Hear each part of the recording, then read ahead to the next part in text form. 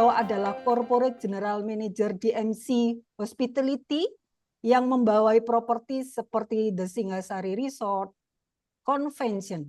Nah, pengalaman beliau di bidang hotel ini sudah 20 tahun dan pernah menjabat sebagai posisi strategis di Discovery Hotel, Imperial Hotel Vietnam, Pangkor Lot Resort Malaysia, dan keahlian beliau adalah memanajemen hotel, food and beverage, serta strategi pengembangan properti. Luar biasa.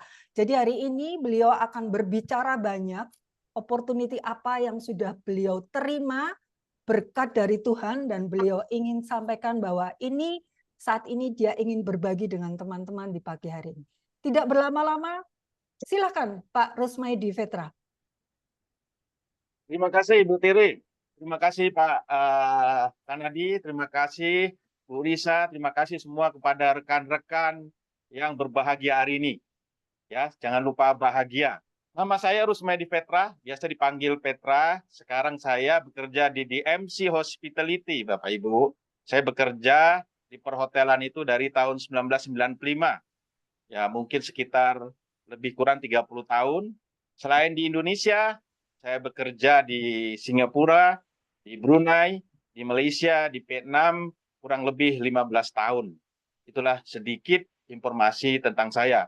Karena saya kerja di DMC, saya mau memperkenalkan dulu video 1 menit untuk memahami DMC Hospitality Profile.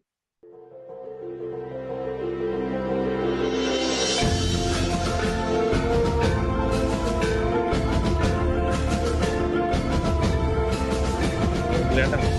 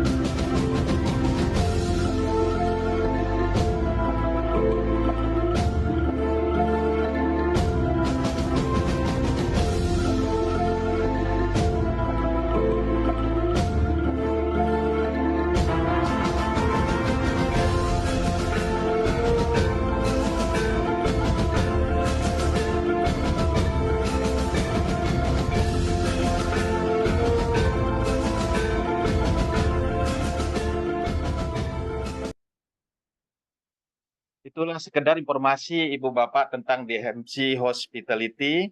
Bapak Ibu, kenapa saya mengambil Hotel Business Opportunity? Karena memang ini agak beda dan saya juga ingin membagikan current situasi yang ada di tahun 2025, Bapak Ibu.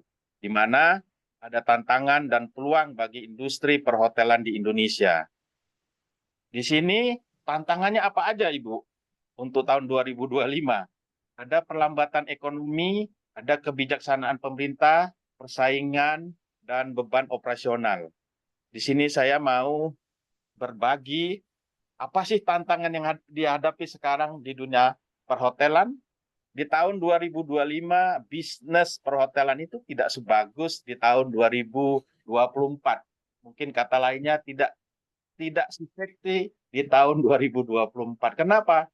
Karena perlambatan ekonomi membuat penurunan daya beli masyarakat, mengurangi aktivitas rekreasi dan wisata, dan resiko krisis ekonomi meluas ke sektor usaha mikro seperti UMKM juga.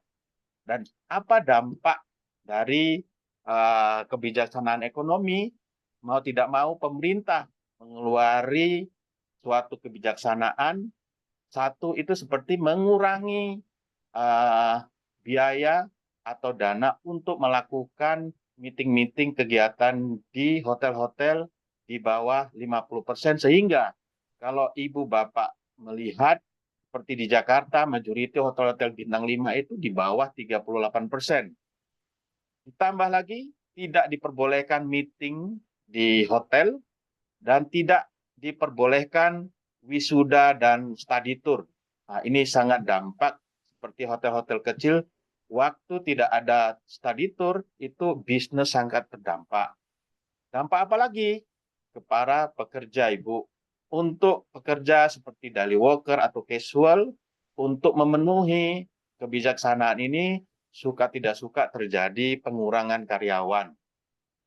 Terus bagaimana dampak ke daerah? Yang di sini mungkin sangat terlihat ketika daerah itu tidak memiliki objek wisata.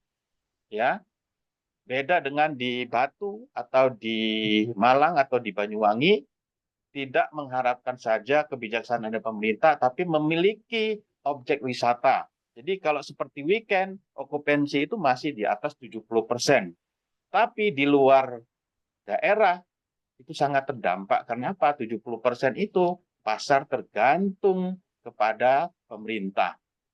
Terus yang ketiga, karena okupansi turun, suka tidak suka, pemerintah mengeluarkan kebijaksanaan sehingga dampak kepada hotel itu adalah hotel berlomba-lomba mengurangi biaya, mengurangi rate hotel, sehingga margin keuntungan itu menipis.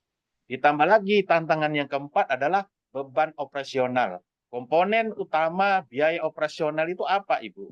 Satu, gaji dan tunjangan karyawan itu bisa sampai 30% dari biaya operasional.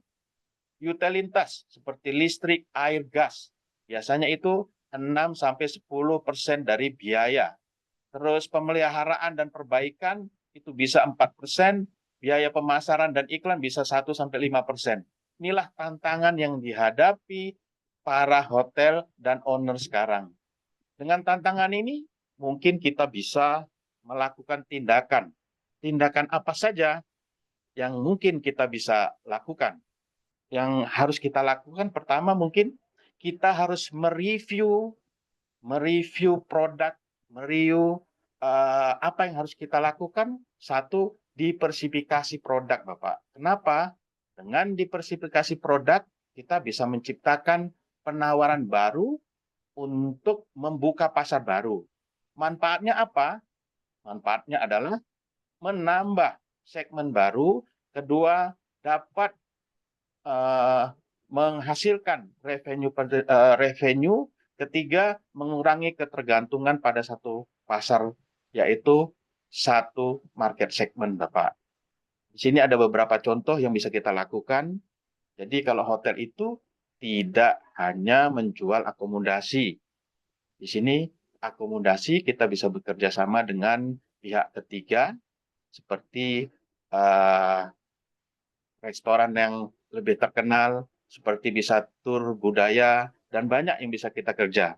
Mungkin ada lagi kalau hotel memiliki lokasi atau tanah besar, bisa membuat atau menjadikan hotel ramah hewan peliharaan, bisa bekerja sama dengan klinik-klinik hewan, sehingga kita bisa menambah market segment lagi. Tapi harus diingat Bapak Ibu, untuk bekerja sama dengan vendor ketiga untuk menambah experience tamu, kelihatan layanan bisa menurun, merubah reputasi hotel, sehingga apa? Sehingga tamu tidak mendapatkan pengalaman yang diinginkan. Jadi di sini harus benar-benar di review kalau kita kerja dengan pihak ketiga, supaya apa? Supaya quality service kita tetap konsisten. Jadi apa yang harus kita lakukan? Kita harus mendiversifikasi produk yang ada sekarang untuk berkesinambungan. Yang kedua, Ibu, Bapak, adalah efisiensi operasional. Ya, karena manfaat dari efisiensi operasional itu menjaga profitable, memastikan kelangsungan operasional jangka panjang, dan menambah daya saing. Jadi di sini saya melihat ada 4 langkah bagaimana kita bisa efisiensi operasional. Satu, kita harus mereview pengeluaran sehari-hari, seperti pembelian barang, pembelian makanan, disesuaikan dengan tingkat okupansi hotel. Kedua, pelatihan. Ya, kita harus tasking staff supaya apa? Supaya kualitas layanan tetap konsisten. Ketiga, program hemat energi ini sangat dibutuhkan karena listrik, gas, dan air sangat costly. Keempat, bagaimana mengontrol biaya operasional? Kita semua tahu biaya operasional itu ada dua yang sangat membebani hotel, yaitu biaya tetap seperti sewa, pajak, dan gaji, dan biaya variabel. Tapi di sini harus kita garis besar, Ibu, efisiensi itu boleh saja, tapi bagaimana efisiensi itu tidak mengorbankan kualitas servis yang akan kita berikan kepada pelanggan kita. Jadi inilah tindakan-tindakan yang harus kita lakukan untuk mengantisipasi. Yang ketiga, Ibu semua sudah tahu, Bapak, optimalisasi pemasaran digital. Kenapa? Karena digital itu bisa mencakup atau menjangkau pasar yang lebih besar dan biaya yang efisien. Di sini ada beberapa contoh yang mungkin bisa kita lakukan, seperti direct booking. Jadi bagaimana kita memaksimalkan tamu itu booking langsung ke hotel, tidak melalui online travel agent. Karena kalau melalui travel agent, biasanya setiap hotel, setiap booking itu dikenakan biaya sekitar 20-25% dari total harga kamar. Bayangkan Ibu, kalau seandainya kamar itu harganya 300.000, 20% dari 300.000 itu sekitar 60, hanya 240 harga kamar kita 60.000 larinya ke online travel agent. Sosial media, Ibu. Nah, di sini tadi Pak Bupati sudah menjelaskan betapa positifnya sosial media kalau kita gunakan secara positif. Ya, inilah contoh ketiga bagaimana kita mengoptimalisasi pemasaran digital. Adapun tindakan yang keempat, di sini untuk mengantisipasi market, kita harus menyesuaikan harga. Jadi manfaat dari penyesuaian harga itu adalah menarik tamu dari berbagai segmen, meningkatkan tingkat okupansi, dan memaksimalkan pendapatan per kamar. Jadi di sini ada beberapa metode yang mungkin kita bisa aplikasikan kepada perusahaan kita. Contoh-contoh di sini adalah flexibility pricing, early bird, bundling, dan yang lain-lain. Jadi ini harus benar-benar kita manfaatkan. Ada lagi beberapa penyesuaian harga yang sangat populer sekarang. Karena apa? Karena media biasanya ada beberapa hotel itu melakukan flash sale dengan harga yang atraktif dan menarik. Itulah salah satu gambaran bagaimana kalau kita menyesuaikan harga sesuai dengan kebutuhan. Bapak Ibu, penyesuaian harga itu harus benar-benar disesuaikan dengan kondisi. Karena apa? Sometimes menjual murah itu bukan jawaban. Justru menjadi question kepada pelanggan, bagaimana kita ketinggal di sana dengan harga seperti ini. Jadi harus dilihat timing yang benar. Yang kelima, seperti kemitraan dan kolaborasi, Bapak Ibu. Di sini kita harus berkolaborasi. Zaman saya dulu terkenal one stop service. Kalau tinggal di hotel, hotel itu menyediakan semuanya. Tapi di zaman sekarang terbalik, Ibu. Ya, hotel itu hanya menyediakan fokus ke kamar, tapi fasilitasnya bergabung dengan kemitraan. Saya pernah ke Singapura, saya tinggal di hotel kecil, tapi saya impress dengan hotel kecil tersebut. Kenapa? Karena waktu saya check-in, hotel itu tersebut bukan hanya menjual kamar, menjelaskan kamar, tapi menjelaskan fasilitas. Bapak kalau mau pergi spa, Bapak bisa ke depan, langsung ke kiri. Bapak kalau mau makan Singapura laksa, Bapak bisa lari ke sini, turun ke sini. Di situ saya bayangkan hotel kecil memiliki fasilitas besar dengan cara apa? Kemitraan. Jadi di sini kesimpulannya Ibu Bapak, tantangan itu adalah peluang. Karena setiap hambatan, suka tidak suka, kita berinovasi dan tumbuh lebih kuat. Ya, jadi di sini kebijaksanaan pemerintah, kelambatan ekonomi bagi kita adalah peluang. Karena secara tidak langsung kita dipaksa untuk berinovasi. Kedua, fokus pada diversifikasi, efisiensi pemasaran modern, dan harga yang fleksibel melihat timing dan condition. Yang ketiga, kerja tim beradaptasi dengan salah satunya memultiskillkan karyawan tersebut.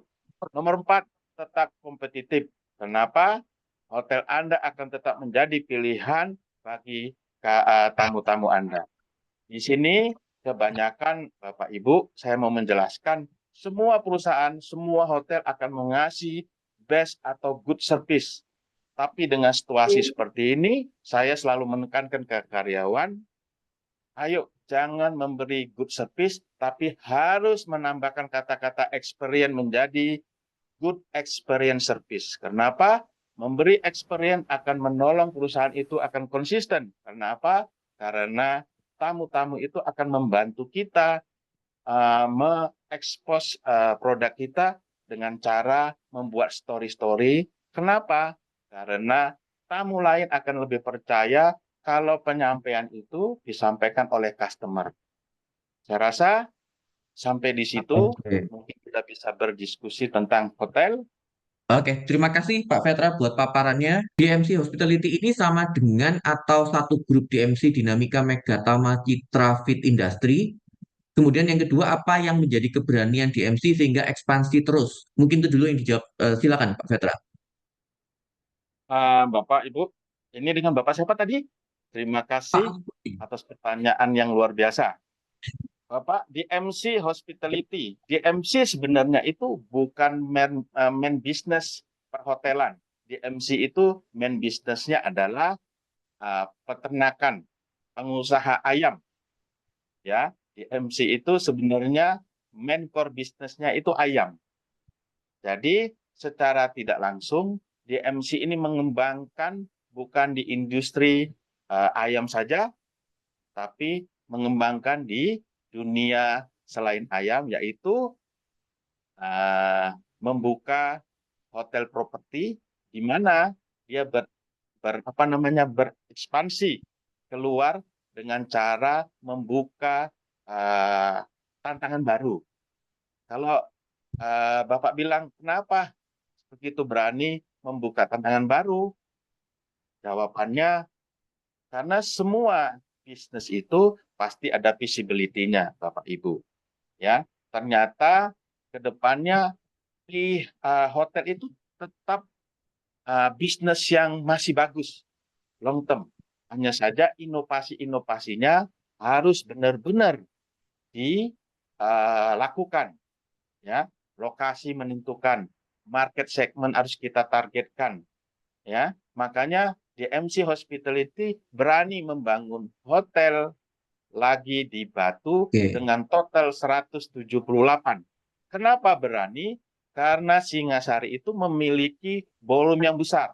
Untuk saat ini kita masih kekurangan kamar untuk mendukung event-event besar. Nah, di sini efisiensi operasional atau pengertian multitasking dari pengalaman Bapak, bagaimana cara kita mengukur dan memastikan agar servis tetap konsisten. Bagaimana Oke. memastikan kalau servis itu konsisten? Di sini Institut Asia Malang saya harus berterima kasih karena apa? Karena tesis saya membahas tentang Singasari Resort. Nah, di situ saya Cocok terkejut. untuk pengembangan ya Pak. Walaupun saya GM di Singasari terkejut. Kenapa? Saya mendapati reguler atau tamu yang balik lebih dari satu kali itu mencapai 12%. Yang menurut saya itu luar biasa. Kenapa? Biasanya hotel-hotel yang internasional itu biasanya yang saya biasa kerja sekitar 5-6% itu udah luar biasa. Biasanya di bawah 5%. Tapi Singasari itu bisa mencakup atau menjangkau 20% tamu yang balik atau yang tinggal lebih dari 1 kali, Bapak Ibu. Keren Oke. ya. Terus bagaimana Pak kita Petra. mengukur Ya, keren. konsisten? Terima kasih, Oke, oke. Pak Rus. Saya mau bertanya, saya pernah dapat hotel bagus karena masuk seperti sejenis Agoda Share lagi. ataupun tiket.com. Nah, saya pikir itu bagus. Nah, tadi saya lihat Bapak tentang smart collaboration kerjasama dengan startup travel, fintech, dan marketplace. Apakah seperti Agoda dan travel.com itu termasuk di sana, Pak? Karena untuk yang market yang belum tahu itu bagus sekali gitu, Pak. Terima kasih. Tadi di situ kita bekerja sama berelaborasi, Pak Jun, terima kasih.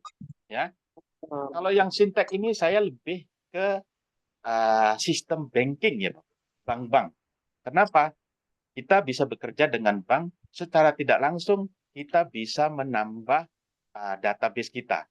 Ya, mungkin beberapa hotel itu bisa menggerakkan, kita bisa bekerja sama, contoh ke BRI, ke Mandiri, kita mungkin bisa kerjasama sama dia, bukan sistem pembayaran saja, tapi kita bisa berelaborasi dengan dia dengan mengasih spesial rate untuk karyawannya. Atau kita membuat seperti nanti tanggal 15-16 di Singasari itu ada pasar juang. Kita bekerja sama dengan bank, ya. Kalau umpamanya bayar dengan BNI Card, kan diskon 30%. Ya, secara tidak langsung kita menambah database kita. Kalau travel agent itu memang kita butuhkan, especially dengan hotel seperti DMC Hospitality, consider lokal operator, Bapak. Suka nggak suka untuk mengekspos kita, kita harus pakai online, karena online itu seperti bakar uang ya, Bapak. Wow, luar biasa. Informasi dari Sabang sampai Maroke, dari Singapura, Thailand, itu semua bisa melihat. Hanya satu, kita harus berhati-hati tentang konsistensi quality service. Jadi di sini yang fintech itu lebih ke banking atau bank, ya, untuk meluaskan database kita, Bapak. Supaya everyone happy, mungkin saya berpantun sedikit ya, Bapak, kalau boleh. Ya. Siap. Nah, mungkin semua bilang harus cakep, biar semangat hari ini. Buah nanas, buah ceri. Cakep. Dicampur gula, enak sekali. Cakep. Cukup sekian pertemuan kali ini. Cakep. Cakep. Boleh dong kita berjumpa lagi di Singasari. Mantap. Mohon maaf kalau ada kesalahan.